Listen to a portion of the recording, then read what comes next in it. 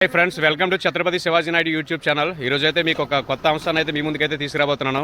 So Gandhavaram గ్రామంలో ఈరోజు అయితే కాలువలు ఏదైతే డ్రైనేజ్ కాలువలు ఉన్నాయో డ్రైనేజ్ కాలువలు అయితే మొత్తం గ్రౌండ్ లెవెల్ నుంచి క్లీన్ చేసి మొత్తం ఇలా బయటపడేస్తున్నారు చెత్త అంతా. మీకైతే ఆ వీడియో అయితే చూపించే ప్రయత్నం అయితే చేస్తాను. సో నా బ్యాక్ సైడ్ ఉన్నారు కదా, ఆయన సెక్రటరీ గారు, ఆయన వచ్చి 3 నెలలు అయింది. చీపురుపల్లి అశోక్ నాయుడు గారు ఆయన పేరు.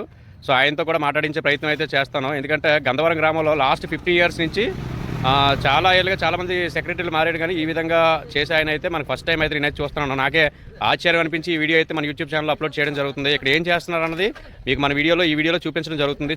చూసి అందరూ మన ఛానల్ని లైక్ చేసి సబ్స్క్రైబ్ చేసి షేర్ చేయండి. అలాగే గంధవరం అప్డేట్స్ కావాలనుకుంటే మన ఛానల్ని సబ్స్క్రైబ్ చేయండి.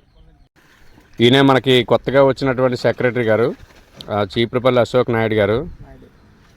నమస్తే సార్. సో ఈ గ్రామానికి వచ్చి మీరు ఎన్నాళ్ళు అయిందండి?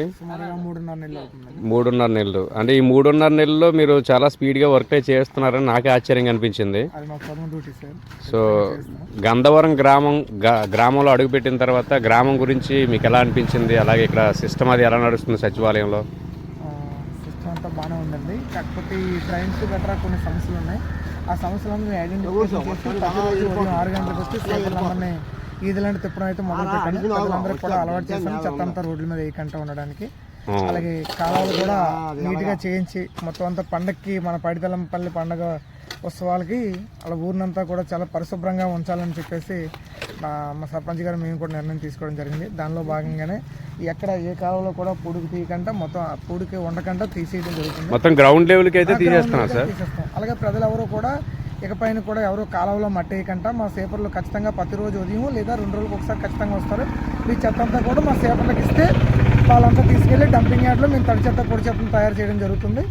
అదేవిధంగా ప్రతి 15 రోజులకు ఒకసారి స్వచ్ఛరథం వస్తుంది. మీరు ప్లాస్టిక్ బాటిల్ కానీ గాజు బాటిల్ కానీ పేపర్స్ కానీ రోడ్డు మీద వేయకుండా మీరు దాచుకున్నట్టయితే మీరు స్వచ్ఛరథానికి మీరు ఇస్తే మీకు అందులో నుంచి అనేకమైన వస్తువులు మీకు ఇవ్వడం జరుగుతుంది. ఇదంతా ప్రజలకు అవగాహన కల్పించడానికి మీ ఛానల్ ద్వారా అవగాహన కల్పిస్తారని కోరుకుంటాను. సార్ ఫ్రెండ్స్ చూశారు కదా, సెక్రటరీ గారు అయితే దగ్గరుండి ఈ కాలువలన్నీ తీస్తున్నారు. గత 15 సంవత్సరాల నుంచి అట్టే ఉండిపోయినటువంటి చూడండి ఆ కాలువలు కూడా మొత్తం తుప్పలు బలిసిపోయాయి. అంటే వాటర్ వెళ్ళడానికి కూడా అవకాశం లేకుండా అయితే అయిపోయింది.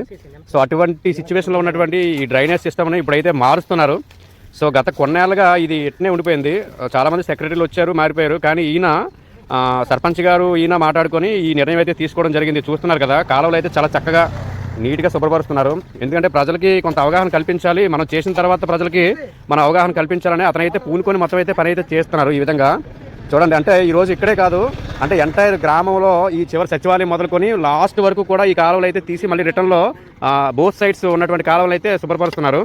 సో ఇది నాకైతే విచిత్రంగా అనిపించింది. ఎందుకంటే ఎవరూ పట్టించుకోలేని సందర్భంలో మన సెక్రటరీ గారు అయితే దీన్ని ఛాలెంజ్గా తీసుకొని చేస్తున్నారు. ఇది చాలా పెద్ద టాస్క్. సుమారు ఒక 100 ట్రాక్టర్లు మట్టి అయ్యే అవకాశం ఉంటుంది ఇదంతా కూడా.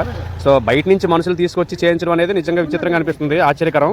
సో ఆయన వ్యక్తిత్వం ఈ వీడియో ద్వారా మీకు తెలియపరచాలని చెప్పేసి ఈ వీడియో అయితే చేస్తున్నాను.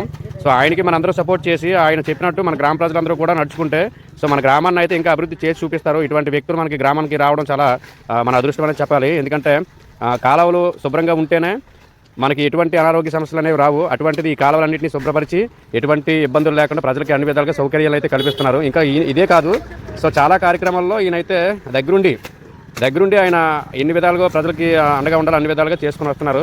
ఆయన పేరు చీపురుపల్లి అశోక్ నాయుడు గారు. సో ఆయన అయితే నిజంగా హ్యాట్సప్ అండి ఆయనకి.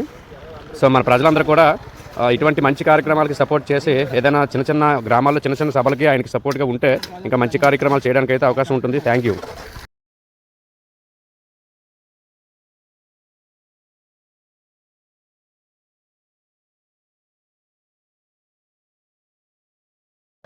ఫ్రెండ్స్ చూడండి, సో ఇదైతే మార్నింగ్ నుంచి కాలువ నుంచి తొలగించినటువంటి చెత్త. ఇది ఎంత ఉందో చూడండి. చెత్త తొలగించిన తర్వాత కాలువ అయితే ఈ విధంగా ఫ్రీ అయింది. నిజంగా ఎంత క్లియర్గా కాలువలు ఉంటే పైన ఫ్లోటేజ్ అనేది ఉండదన్నమాట. అంటే ప్రజలకి ఇబ్బందికరంగా ఉండదు. ప్రజలు కూడా అర్థం చేసుకోవాల్సిన విషయం ఏంటంటే బాత్రూము ఏదైతే ల్యాబరేటరీ సిస్టమ్ ఉంటుందో అది కూడా సరిగా ఉంచుకోకపోవడం, అలాగే రోడ్డు పైన ఉన్నటువంటి కాలువల మీద కూర్చోవడం, సో ఇటువంటి చిన్న కార్యక్రమాలు తలపెట్టి ఈ కాలువలను అయితే ఇబ్బంది పెడుతున్నారు. నిజంగా ఒక విధంగా అది మనకే ప్రమాదం. ప్రజల యొక్క అలవాట్లు మానుకొని చెత్త చెదారం కాలువలో వేయకుండా శుభ్రంగా వాళ్ళు వస్తారు కాబట్టి, వాళ్ళ టీం వస్తుంది కాబట్టి ఆ చెత్త వాళ్ళకి ఇచ్చేస్తే వాళ్ళే పట్టుకెళ్ళి దూరంగా డంపులు వేస్తారు. సో చూడండి, సెక్రటరీ గారు పాపం చాలా ఆయన చాలా పద్ధతిగా ఉంటారు, పద్ధతిగానే మాట్లాడతారు. సో ఆయన అయితే ఇదంతా క్లీన్ చేయడం శుభ్రంగా చేస్తున్నారు. మనం కూడా సపోర్ట్ చేసి సో ఆయన అండగా నిలబడితే మనకి ఇంకా ఎన్నో కార్యక్రమాలు గ్రామానికి అయితే చేసి పెడతారు. సో అలాంటి వ్యక్తులకి మనం ఖచ్చితంగా సపోర్ట్ చేసి మనం అండగా నిలబడాలి.